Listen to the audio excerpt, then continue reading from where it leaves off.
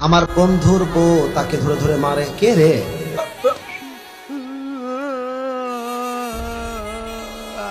বন্ধুকে মায়ের খেতে দেখে আমি বিয়ে করতে ভয় পাচ্ছি।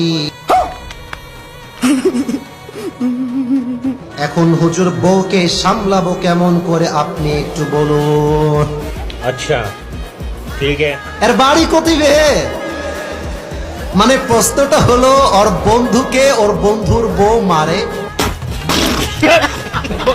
এখন বন্ধুর মায়ের খাওয়া দেখে সে নিজেই বিয়ে করতে ভয় পায়।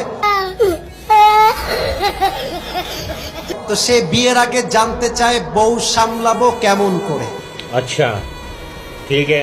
এই সময় কম, শুরু করো। तो चलिए शुरू करते हैं।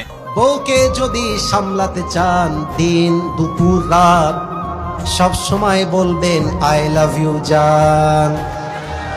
যত বেশি আই লাভ ইউ বলবেন আপনার বউ তত বেশি ইমপ্রেসড হবে। আর মাথায় রাখবেন, অনেকে এটা জানেন না, বউয়ের সামনে কিন্তু মিথ্যা বলা যায়, বউকে মিথ্যা বলা যায়। যেমন রাজশাহীর সাহেব বাজার থেকে একটা শাড়ি কিনেছেন, দাম হচ্ছে 2000। এখন বউকে যদি বলেন 2000 টাকার শাড়ি এটা, বউ বলবে তোমার চয়েস আসলেই খ্যাত, তুমি আমার জন্য মাত্র 2000 টাকা শাড়ি কিনেছ।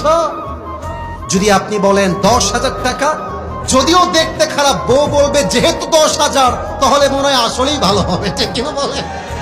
তো এই যে বউকে পাম দিলেন, মানে বউকে ঠিক রাখার জন্য আপনি যে বউকে একটু পাম দিলেন, এই পামের জন্য আল্লাহ আপনার আমলনামায় সাদাকার সওয়াব লিখে দিবে। সুবহানাল্লাহ পড়বেন না আমি আপনারা?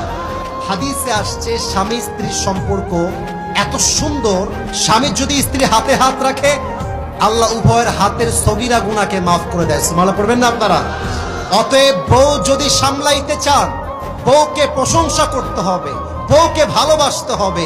মাথায় রাখবেন, অতি শাসন করলেও বউ নষ্ট হয়ে যায়, আবার বেশি ভালোবাসতে গেলেও বউ নষ্ট হয়ে যায়। অতএব মধ্যম পন্থা অবলম্বন করা এটাই বীর পুরুষের কাজ। ঠিক কিনা বলেন?